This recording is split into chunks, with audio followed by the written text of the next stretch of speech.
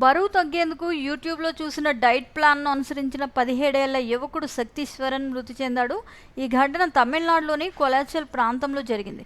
తీవ్ర ఆహార నియమాలతో పాటు వ్యాయామం, కొన్ని ఔషధాలు కూడా తీసుకున్నాడని కుటుంబ సభ్యులు చెప్తున్నారు. పోలీసుల విచారణలో షాకింగ్ వివరాలు వెలుగు చూశాయి.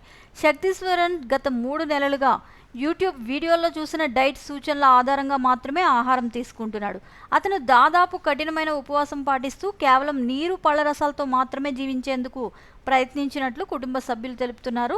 వైద్యులు సలహా లేకుండా ఇలా ఆహార నియమాలు పాటించడం వల్ల శరీరం తీవ్రమైన గుణభంగాన్ని ఎదుర్కొంటుంది. గురువారం ఊపిరాడక ఒక్కసారిగా కుప్పకూలిపోయిన శక్తీశ్వరన్ను కుటుంబ సభ్యులు ఆసుపత్రికి తరలించినా అప్పటికే మృతి చెందినట్లు వైద్యులు ప్రకటించారు.